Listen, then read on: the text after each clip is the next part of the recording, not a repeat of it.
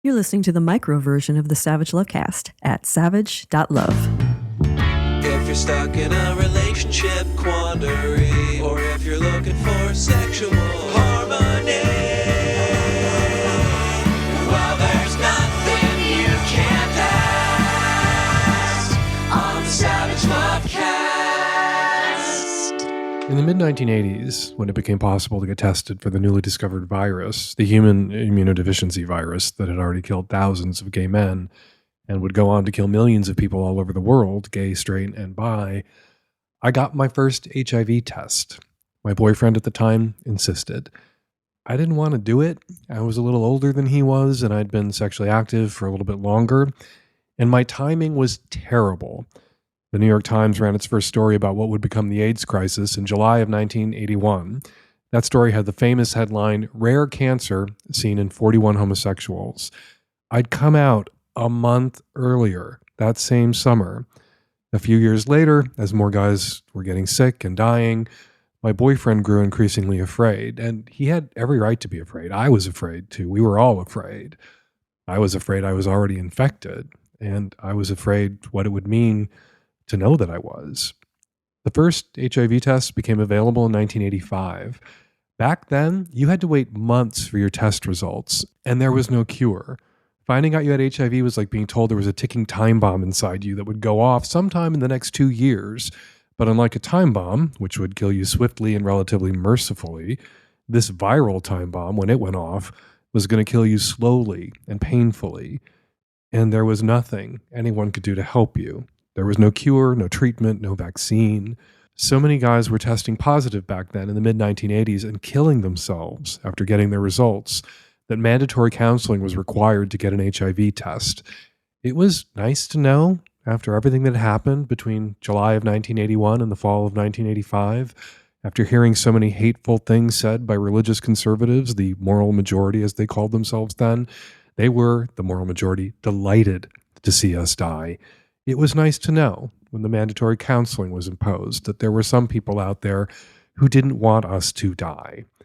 I kept telling my boyfriend I would get tested, and then putting it off, and finally my boyfriend threatened to break up with me if I didn't go get tested, and I made the appointment.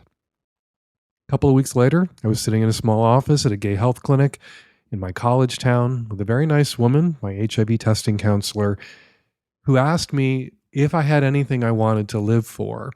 And I said I wanted to outlive Queen Elizabeth II. Not because I hated her, not because I wanted to see her dead, but because I was curious, I guess literally morbidly curious. I've always been obsessed with royalty, for the history, not the gossip. Back then, the gossip was all about Charles and Diana and Andrew and Fergie. Now the gossip is about William and Kate and Meghan and Harry and Andrew. Oh, and the new British Prime Minister, if you want to read some really hot gossip, search Liz Truss Day Caller on Twitter. But it wasn't the gossip that obsessed me. I was obsessed then, and I still am, with the Tudors and the Stuarts, with gossip so old it had become history. The English Civil War, the Glorious Revolution, not ours, theirs, the Hanoverian succession. People who listen to my show are sometimes surprised by just how boring I can be at parties. And this history that fascinates me is a history that I recognize is stained by colonialism, slavery, racism, and empire, just like our history is. The woman who was about to approve me for an HIV test, when that came out of my mouth, I want to outlive Queen Elizabeth II, she looked at me like I was crazy, and maybe I was, and maybe I still am, but all I really wanted at that moment, besides not getting dumped, was to live long enough to see what would happen after Elizabeth II died. Would Charles become king? Would he keep the name Charles? Would the British monarchy, that archaic institution, somehow survive into the 21st century? He would. He did. It has. I lived long enough to find out.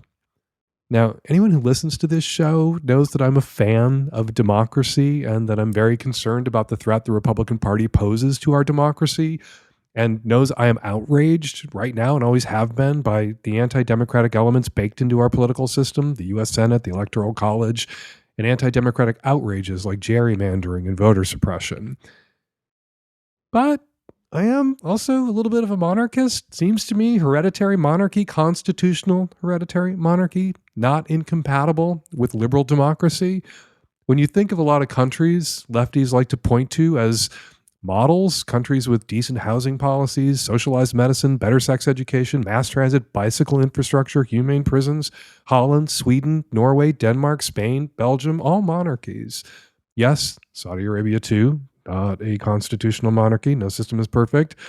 But as we've seen in Hungary and Brazil and the United States and Russia, it's authoritarians who are a threat to democracy. No hereditary monarchs required.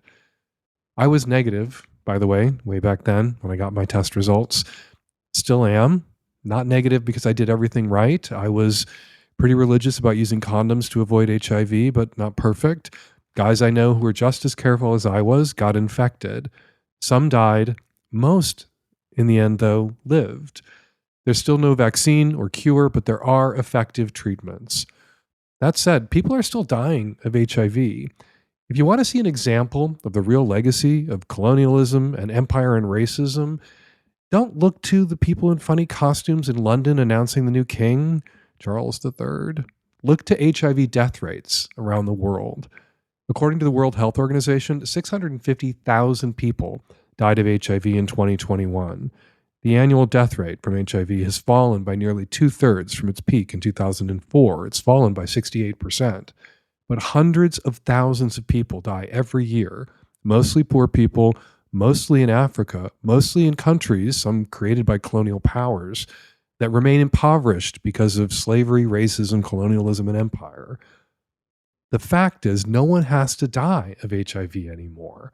Those treatments that are available now make it possible for someone with HIV to live a normal lifespan. Those same treatments make it impossible for someone with HIV to infect anyone else with HIV. And there's PrEP, a daily medication that protects HIV-negative people from getting infected with the virus. But these treatments, these medicines are expensive and unavailable to many people in poor countries who need them, unavailable to many people in our own country who are poor and need them. When he was president, Barack Obama said housing and good schools and healthcare were the, quote, best reparations we could provide for the descendants of slaves living in the United States. And he meant at the time the best reparations we could provide for political reasons at the time he was president. He was talking about what was possible, not what was right. Seems to me that making HIV medication and PrEP as widely available in Africa as they are in the West, not the best reparations that could be provided to people living in countries still recovering from colonialism and empire and slavery and racism, but a form reparations could take. Finally, we were reminded last week that just like in 1985, when I was getting my HIV test and Queen Elizabeth was still alive, there are people in the United States who want gay people to die. A federal judge in Texas, appointed by George W. Bush, once our worst president ever, now second worst, that federal judge ruled that companies cannot be required under the Affordable Care Act, aka Obamacare, to include PrEP in their health insurance benefits. The plaintiff in the case, a conservative Christian business owner in Texas, argued that including pre-exposure prophylaxis of preventative medicine facilitates and encourages homosexual behavior, intravenous drug use, and sexual activity outside of marriage between one man and one woman, and this violated somehow his religious freedom. The decision by this federal judge puts all preventative care covered by the ACA at risk, not just PrEP, but cancer screenings, mammograms, drug and alcohol abuse counseling, and yes, contraception too. Appeals are expected. The Supreme Court will probably get involved in the end, and yeah, not confident about how that's going to end. What can we do about it?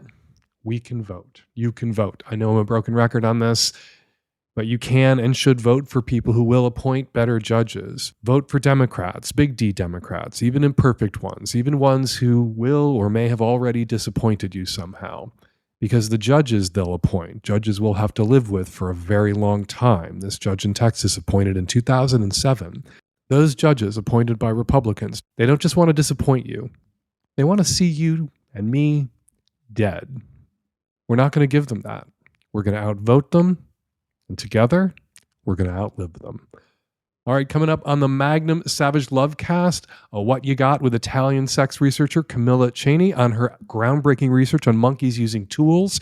Not the first time monkeys and other animals have been observed using tools, but the first time they've been identified using tools as toys, sex toys.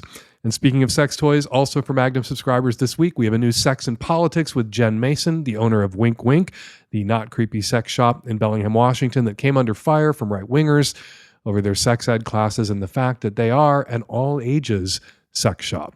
And in Savage Love, my column this week, a straight relationship that sounds more like a police state and that may not be a straight relationship at all, and a moving note from a reader who always cries after sex. Be sure to read my column right after you finish listening to this week's Savage Lovecast. Support for today's show, support we are very grateful for, comes from Stamps.com. With Stamps.com, you can access all the amazing services of the post office right from your desk in your own home, 24 hours a day, 7 days a week. Just click, print, mail, and you are done. It could not be easier. And right now, use Savage for this special offer. Includes up to $55 worth of free postage, a digital scale, and a 4-week trial. Do not wait. Go to Stamps.com, and before you do anything else, click on the microphone at the top of the homepage and type in Savage. That's Stamps.com. Enter SAVAGE. This episode of the Lovecast is brought to you by the good folks at Squarespace. They make it easy to build a beautiful website, blog, or online store. Head on over to squarespace.com/savage for a free trial. And when you're ready to launch, use the offer code SAVAGE to save 10% off your first purchase of a website or domain. Today's Savage Lovecast is brought to you by Me Undies. High quality, super comfortable, good looking undies. Get 20% off your first order when you go to meundies.com/savage. Hey Dan and the tech-savvy at-risk youth. I'm a bisexual woman in my early 30s, currently in a 7-year relationship with a straight man. For the past year or so, I've had an increasingly strong desire to be with women, which has caused a rift in our otherwise solid relationship. My partner has no interest in being open and believes strongly in being strictly monogamous. I should also say that until I was 25 or so, I thought I was gay, so falling in love with him came as a surprise to me. And this is my first serious relationship with a man. So my question is this something I should break up with him over? I can't imagine going the rest of my life without being able to act on my desire to be with other women. Yeah, absolutely. This is something that you should break up with your boyfriend over. 7 years is a lot to toss aside. I would, if I could jump in a time machine, sidle up to you after a year or encourage you to call me after a year and unpack this, because 7 years is a lot to walk away from. You've made an enormous emotional investment in this man and this relationship, but you're clearly, hence the call, not willing to pay this price of admission forever, meaning no pussy for you forever. You're not ever going to get to be with a woman again so long as you're with him. And so, yeah, if you want to flip who's paying the price here, you can go to him and say, look, for the last 7 years, I was willing to pay the price of admission, be monogamous, not ever get to sleep with women, to be with you, but I've come to realize that that's not a price of admission I'm willing to pay anymore. I can't pay that price for the rest of my life. So if we stay together, you're going to have to pay the price of admission at some point, or now going forward. You're going to have to be with me. If you want to be with me, you're going to have to make an allowance. I'm going to need an accommodation that allows me to pursue sex with other women. And then that becomes a conversation about what that looks like. Is there a way to structure that makes him feel more comfortable? Is what he's concerned about, is you falling in love with somebody else and leaving him? Of course, he runs the risk of getting left if you can't ever sleep with another woman. You're contemplating leaving him for that reason. Is there a way to address his anxiety, work with that fear by, your selection of other women to sleep with? You're only going to sleep with women who have partners. You're only going to sleep with women when you're out of town. You're not going to sleep with women. You're not going to date anybody. These will be hookups and one-offs. Maybe you'll only seek out women who are bi but heteroromantic and already have male partners. No lesbian hookups for you? Is there a way for you to go out there and get some pussy that's going to make him feel less insecure or threatened? If that's the issue, if it's just an issue, if nobody else gets to touch my girlfriend, that we are 100% sexually exclusive, you don't touch anybody else with your genitals, nobody else touches you with their genitals, nobody makes you come but me, nobody makes me come but you. If he's that kind of monogamous, well, yeah, you guys aren't right for each other. You are sexually incompatible. Yeah, maybe this relationship is over, that you so casually toss out there that you might have to end the relationship over this kind of makes me think it might be over, that you've already made a decision that it's over. If you're looking for support, if you're looking for somebody to back you up on this being a valid reason to end a relationship, well, I'm here to do that. This is a perfectly valid reason to end this relationship. You don't want the same thing he wants sexually. That's the overarching issue here. You are sexually incompatible. And people who are sexually incompatible, yeah, sometimes they can make it work long term, but sexually incompatible people in a sexually exclusive relationship very rarely can make it work over the long term. Hi, Dan. I've been married in a heterosexual relationship for about 13 years. And only recently have I been able to start advocating for my pleasure. I'm kind of a late bloomer in masturbating and using toys on my own, and finally brought up the courage to tell my husband that I wanted him to prioritize my pleasure in bed. We've been having a really long, dry spell. He is feeling insecure because he feels like he doesn't pleasure me and wants me to tell him what I like and don't like. And I guess because of Catholic upbringing, I'm just having a really hard time expressing that. But I'm doing a lot of masturbating. I'm doing a lot of reading and listening to erotic podcasts, things like that, and just getting in touch with myself and trying to bring my whole self to the relationship. In the conversation where I finally was able to ask my husband to prioritize my pleasure rather than focusing on what he wants, even though he has been asking me to tell him what I want, he still seems overly concerned with my expression of pleasure as something that, satisfies his need and makes him hard and makes him feel good and makes him feel like a confident lover.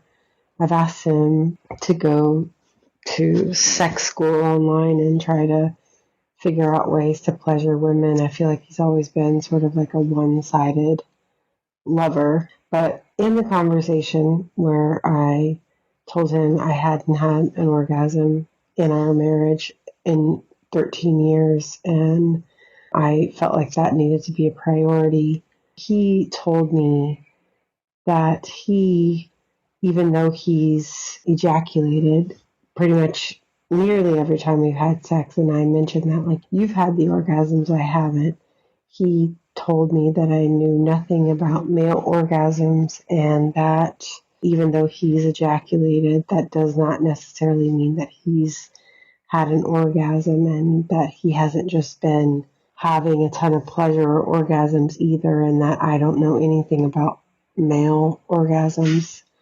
I feel like maybe this is completely bullshit. I felt like I knew what a male orgasm was, and now I'm sitting here doubting myself and Googling this. It sounds insane for me to be questioning this, but because I just feel like I'm maybe being gaslit, and I just, the shock of him saying that is just kind of throwing me off, where he seems to be taking my issue and making it his issue.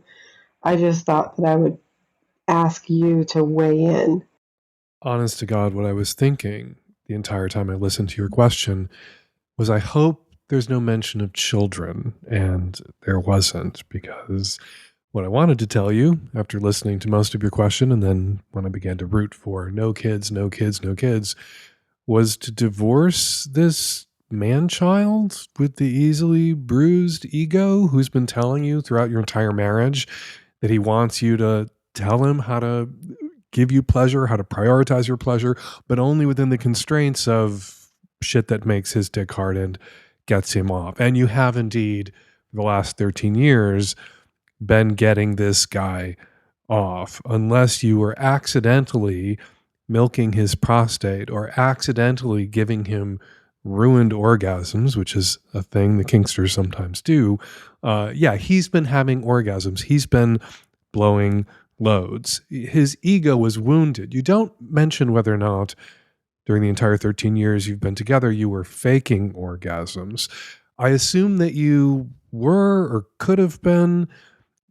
Often female copulatory vocalizations, women making noise, help get a man closer. And a lot of women will engage in that sort of behavior, not, from a dishonest or manipulative point, but, they want their partner to get off, not even just to get it over with, but to enhance their partner's pleasure. And he may have read those noises you might have been making as orgasms, and you may have indeed faked orgasms. And so hearing after 13 years that you never gave your wife an orgasm, not even once, you could see how that might wound his ego. You can see how that might inspire him to turn around and say, well, you never gave me an orgasm either, but you were giving him orgasms. Milking someone's prostate is a varsity level sex skill. That's not something you do by accident. It's also not something you do unless you're crawling up inside your husband's ass with some fingers or toys. A ruined orgasm, which is when you bring a man to the point of orgasmic inevitability, my favorite phrase, which I somehow always have to say like pigs in space, the point of orgasmic inevitability. Yeah, that's really intentional. You really have to be reading someone's dick, and that's still an orgasm. It's just an orgasm where you get a guy to the point of orgasmic inevitability where the cum is going to fly out of his dick, whether or not you continue to stimulate him and you withdraw all stimulation. And what a guy has at that moment with a ruined orgasm is an orgasm, but without the usual accompanying waves of sexual pleasure that come with the stimulation continuing through the orgasm. So, yeah, odds that you were accidentally milking his prostate, odds that you were accidentally giving him ruined orgasms, I would say 0. So he's been coming this whole time. If he reacted in anger and because he felt like he'd been lied to for 13 years by you, and so he lied to you in retaliation, and he can calm down about that and have a rational conversation about what happened and why he had the infantile reaction that he had when you finally did what he'd been asking you to do this entire time, which was talk about how to pleasure you, let him know how to pleasure you, and you can back way the fuck up and have a constructive conversation about your sex life and what it might look like going forward so it was as pleasurable for you as it was for him. Sometimes we talk about centering pleasure, centering a woman's pleasure. Well, during sex, you want to center both partners or all partners' pleasures, and there may be times when you're having sex that's entirely about his pleasure and his pleasure is centered, and times when you're having sex where your pleasure is centered, or times during a solo, a discrete sex act, and times during one, sex session where whose pleasure is being centered at any given moment kind of shifts back and forth. Rarely, despite the way heterosexual sex is portrayed in porn and in film and on television, rarely do two people have simultaneous orgasms. It's almost always the case that someone is getting close, about to get off. The other person sort of throws themselves into whatever needs doing to get their partner off, and then it's their turn. Usually right away, the favor is returned right away, or maybe a little breather, maybe some ice cream, maybe some butterscotch pudding, and then the favor is returned. And if he came first and his pleasure was being centered at that moment so that he could get off, then maybe after a breather, a little bit, give him a little time, little refractory period, break. He comes at you in such a way that you want him to come at you with the toys you want him to come at you with, and centers your pleasure and gets you off. Also, one of the superpowers, if you're a woman who can have more than one orgasm, is for him to get you off, give you an orgasm, center your pleasure, and then for the focus to shift and you to center his pleasure and get him off after you've already had an orgasm, and then maybe you get a bonus orgasm after then. If you guys can work together constructively on this, you can make it work. But if your husband, and this is why I was happy to hear you had no kids, or maybe you do, but you didn't mention them, but I'm hoping you don't have kids.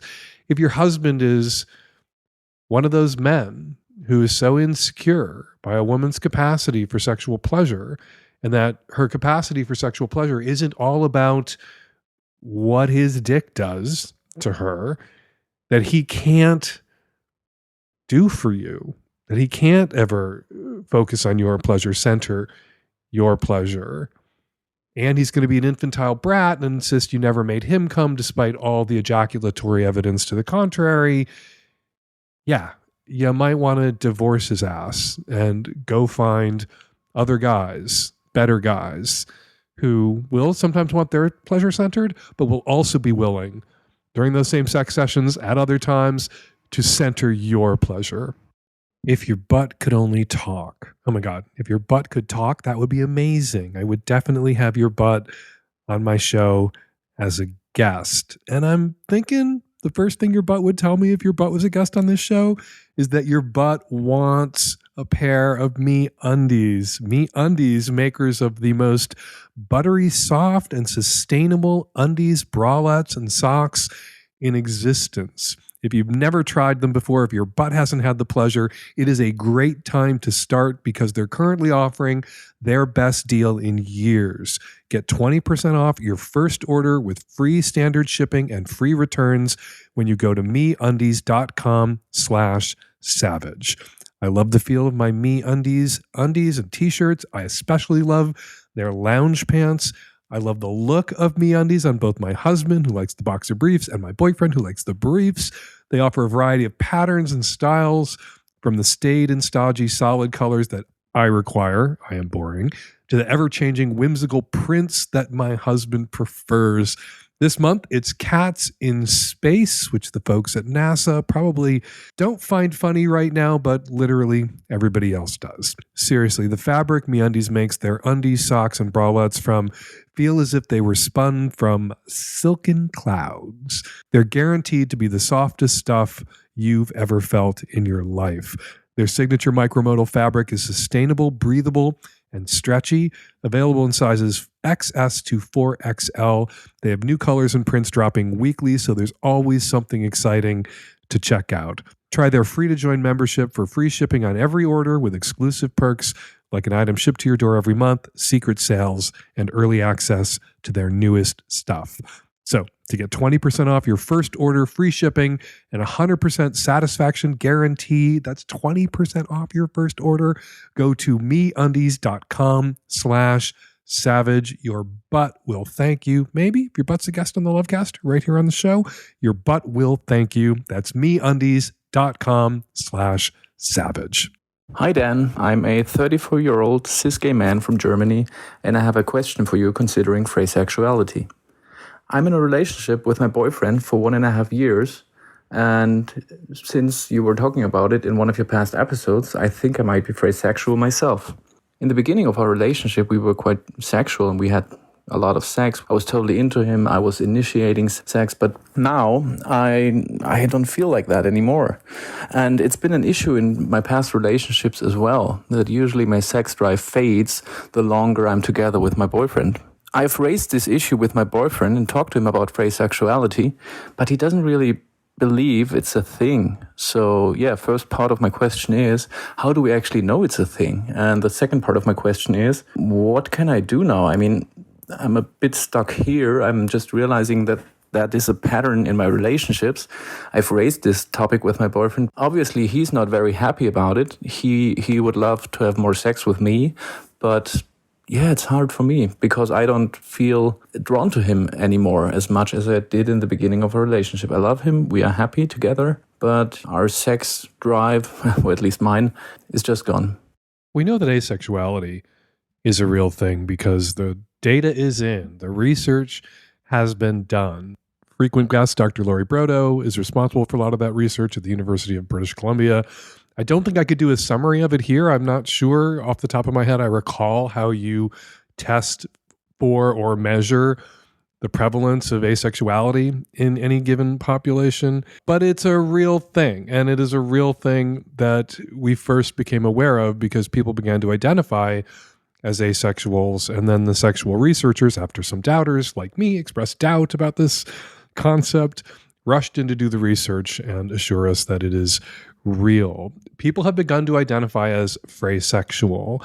I think it's a name that's been attached to a pattern that a lot of people observed in themselves or their sex partners, where there was the closer they got to somebody, the more in love with them they were, the more time they spent together, the more intimate the relationship became, the less sexually attracted to their partner that they were. Now, this is a thing I think happens in a lot of long-term relationships. There is often, after decades together, a kind of siblingification of relationships where the intimacy begins to swamp the eroticism. For eroticism to exist, it does require some distance, as famously Esther Perel said, to desire is to want, and it can be difficult to want what you have. And if you're with somebody and committed to them and married to them and living with them, you have them. How do you want that? How do you rejigger things? How do you, twiddle all the knobs so that there is still some gap between you, some space between you that has to be bridged with wanting and desire and longing? And for a lot of people in relationships, that can be done. But some people that can't be done. And the drop off, not quite the siblinification, but the drop off in desire tends to come a lot sooner. And I think it's those people who've begun to use freysexual, got their own pride flag, and began to identify as freysexuals to describe their experiences in sexual and romantic relationships, where there's a lot of desire at the outset, and then that tanks, not after 10 years of marriage and the stress of children, that tanks after 6 months, 9 months, a year, after moving in together, after people start saying, I love you to each other. What do you do with that? If that is how you function erotically, and caller, that sounds like you're a example kind of freysexual. You're a textbook, not that the textbooks on freysexuality have been written yet. I don't think they have, but you're kind of a textbook freysexual. You met him, you wanted to fuck him, you fell in love with him, you don't feel that pull anymore. All right, how do you control for that? How do you make your partner happy? Well, you could go through the motions. You could have a lot of sex that you weren't necessarily that into. You could take one for the team over and over and over again for the next, 50 years that you're together until one of you dies at an advanced old age. Or, one of the advantages of being gay, you can create other accommodations and outlets that allow for you two to be together, to love each other, to be each other's romantic partners, life partners, and for you both to seek sex that's exciting and, a lot of variety and new outside the relationship. If you can go out and have sex with other people and feel affirmed and feel desirable and feel erotic, and then come home to you and feel loved and cared for and seen and taken care of, maybe that would make your partner happy. But that's not going to make your partner happy if what he wants is everything in one guy, where he's desired by his romantic partner, his life partner, his boyfriend, fucked by his romantic partner, life partner, boyfriend, and also gets to live with him and be intimate with him and casual with him and easy with him. If he wants that all in one guy, you may not be the guy that he can have that all with. He may need to go find some other guy.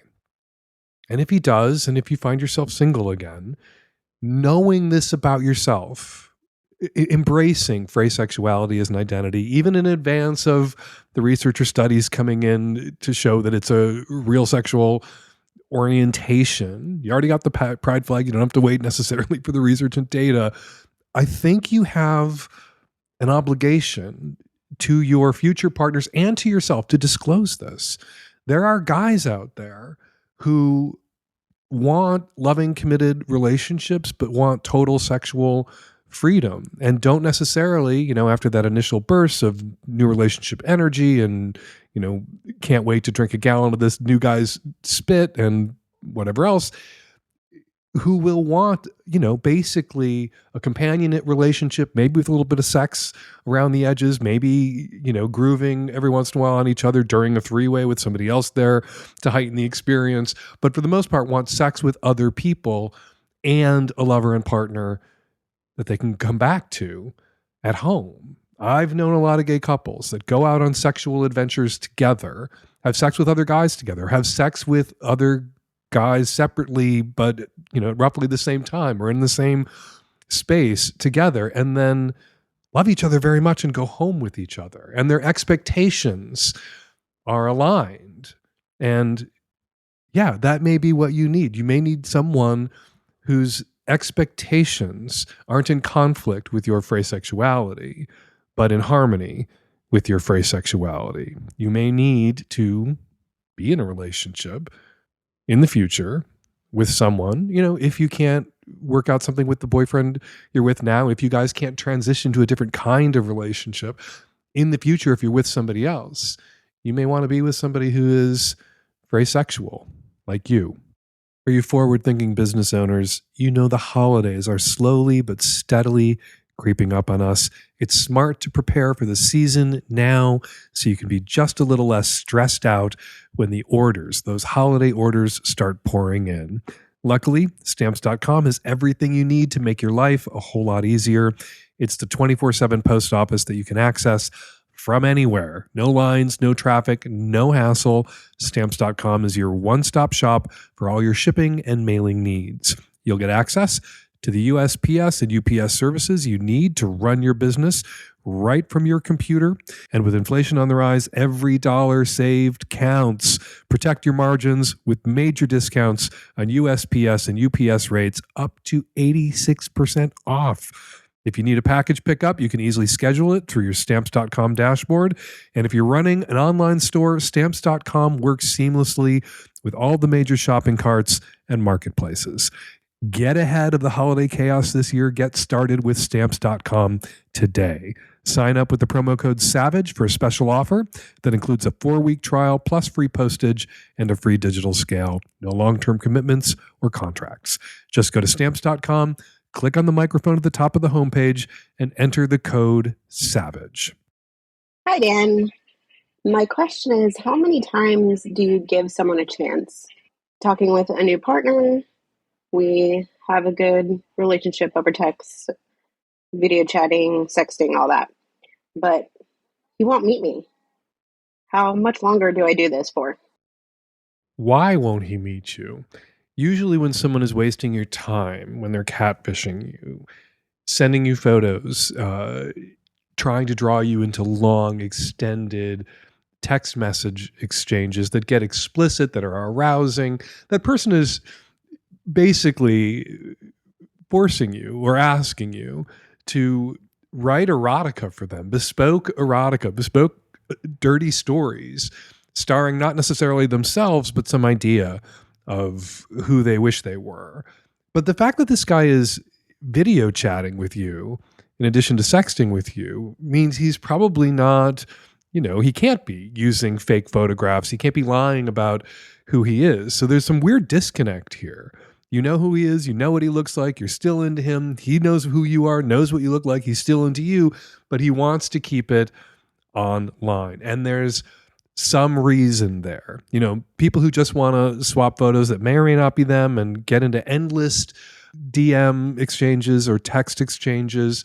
They just want, those exciting text messages. That's all they want from you. They never want to meet. They can't meet because they aren't who they've represented themselves to be. Fake photographs. They've lied. But video chatting, that's not a fake photograph unless he's using some very high-end AI technology to create videos in the moment. No, that's who he is. So there's some reason.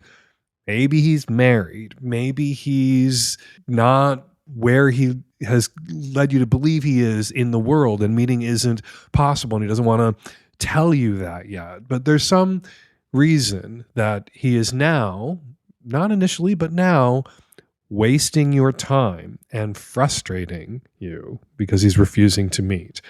I think if you ask when the time is to call it off, when the time comes to end things with him, I think if you're frustrated enough that you've called me and then you've had to wait a week for my response to creep into your earbuds, the time has already arrived for you to tell him, look, I'm not interested in chatting anymore. I want a real-time IRL face-to-face meeting to see if we can start getting together. I want a real relationship. I don't want one that's entirely mediated by technology. And if you don't want that, we're not compatible. We don't want the same things, and we're going to have to go our separate ways. And this energy that you're currently expending on him, and in the hopes of having some sort of real in-person relationship with him, is energy wasted, and energy you could be expending on someone new that you met on the apps that you could swap a few messages with, who does want to meet up with you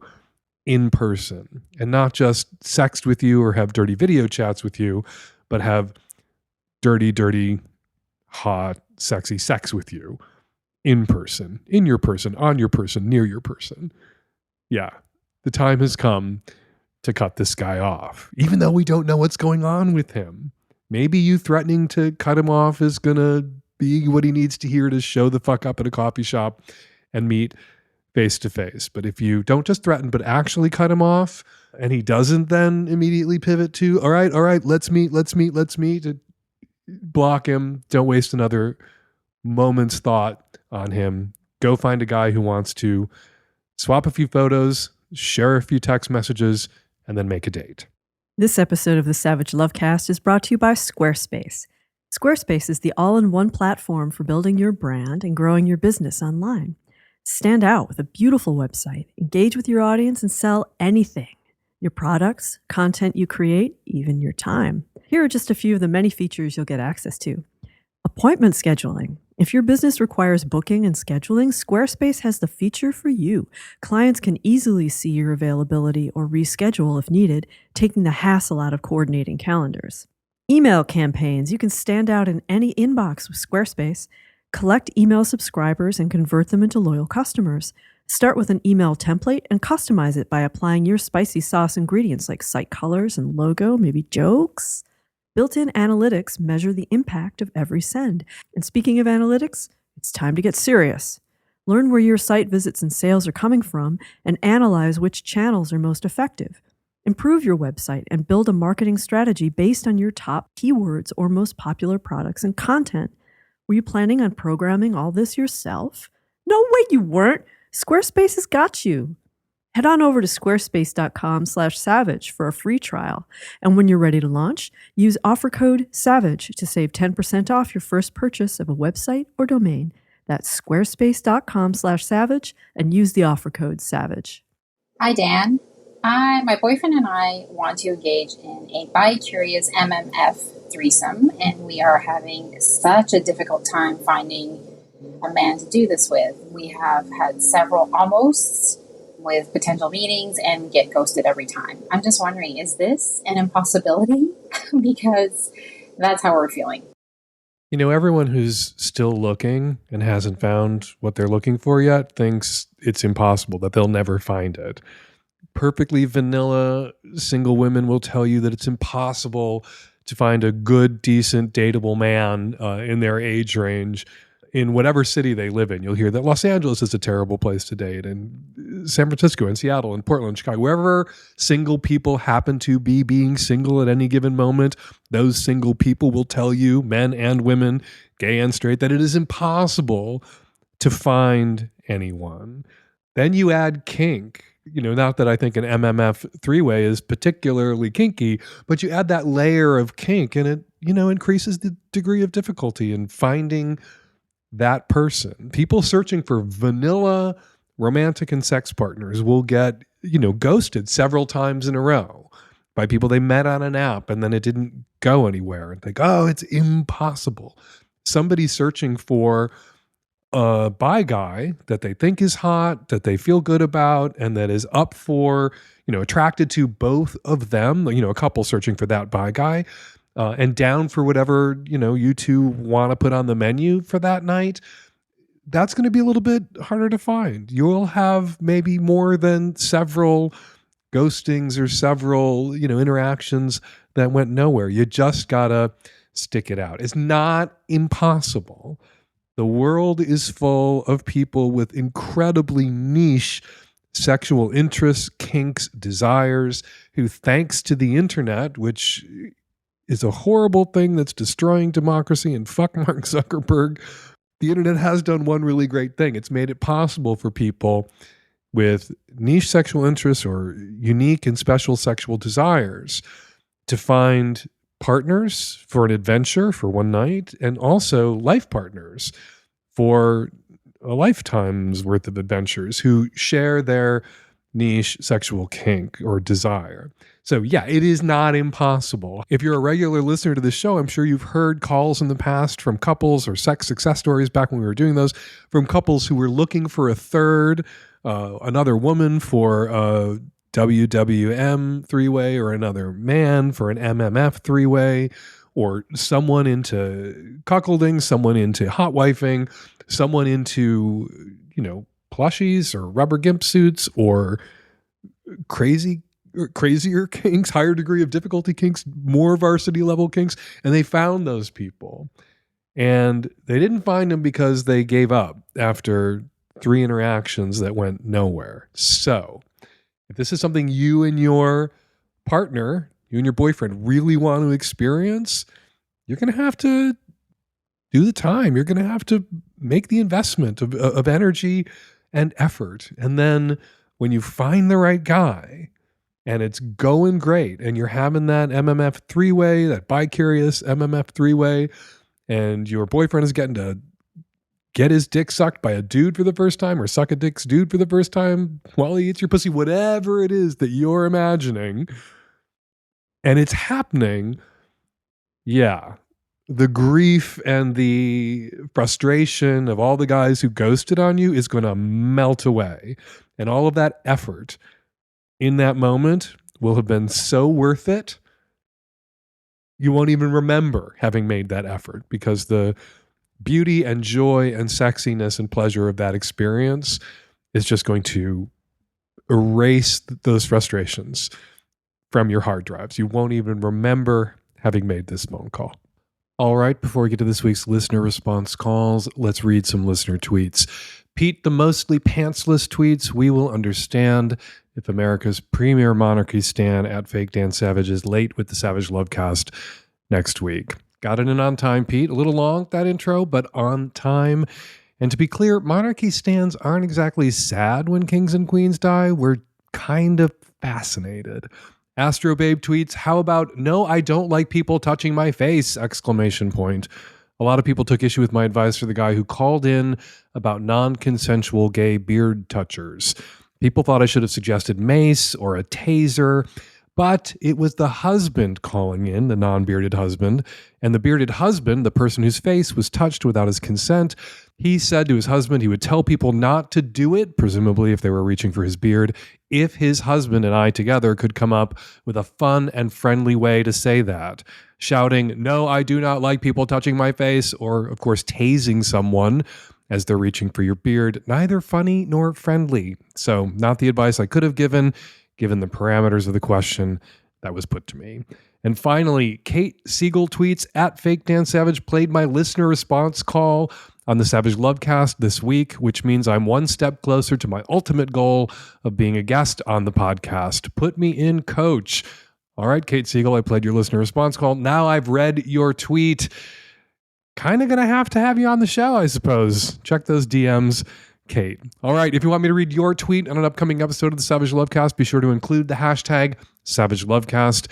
And thanks to everybody who posted about the show to your social media this week. We really appreciate how our listeners spread the word about the Savage Lovecast. And now, listener response calls. Hey, just got through listening to the part about Jim's beard.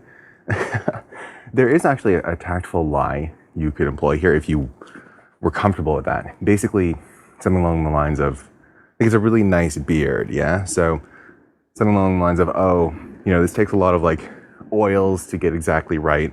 And if you like touch it, oils from the human hand, it can kind of mess that up. You could say something like that and might get some strange looks, but it could work as like a gentle, don't touch my face, no sort of thing. But here's the question I have. Can we hear from Beard Jim? I mean, if he's listening to this, I'd really love to hear from Beard Jim. Hi. For the guy who likes really wet pussy, I think if he finds a partner who is GGG, she can get empty pill capsules that are made of either like gelatin or some are vegan and fill it with a really thick lube and deposit it before sex. And then it will take some time for the capsule to dissolve. And then at some point during foreplay, a stream of lube will come out. This is for the caller in episode 328 that is getting numbness in her hand after using a vibrator. I'm a fisting top, and sometimes will have numbness in my hand while I'm inside a fisting bottom. I reposition my body or arm to avoid the numbness, but I found when I'm inside my fisting bottom on all fours, or I guess on all threes, I use a rocking motion with my whole body to assist in the penetration, so to avoid fatigue and can go longer without numbness. Yes, I do love Dan's advice that you might be just holding your vibrator in a weird wonky way. Perhaps you could have something more sinister if it keeps happening. Maybe you grip a mouse all day for work in addition to texting and social media on your phone with the same hand. Then your one time off with a vibrator was finally the straw that broke the camel's back. Go find an OT or PT if it doesn't go away. I'm a physical therapist, and it makes my day to have a patient set up a sex goal rather than swing a golf club goal. And we're going to leave it there. Got a question for next week's Lovecast or something to say about something I said on this week's Lovecast? Use the voice memo app on your phone to record your question or your comment and email it to us at voicemail@savagelovecast.com.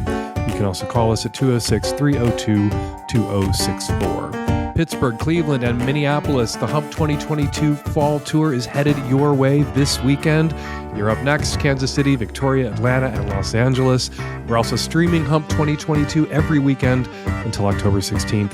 Go to humpfilmfest.com to grab tickets to a screening or a link for a streaming. And while you're there, click on Submit to find out how you can get your short, 5 minutes or less, amateur porn film flick into my film festival. The deadline for Hump 2023 submissions is December 9th, 2022. Follow me on Twitter at FakeDanSavage. Follow Camilla Cenni on Twitter at Camilla, CAMILLA_Cenni, spelled CENNI. Also, follow the Tech Savvy At-Risk Youth on Twitter at Lovecast, TSARY. The Savage Lovecast is produced every week by Nancy Hartunian, and me and the Tech Savvy At-Risk Youth and Nancy will all be back at you next week. Another installment of the Savage Lovecast. Thank you, as always, for downloading.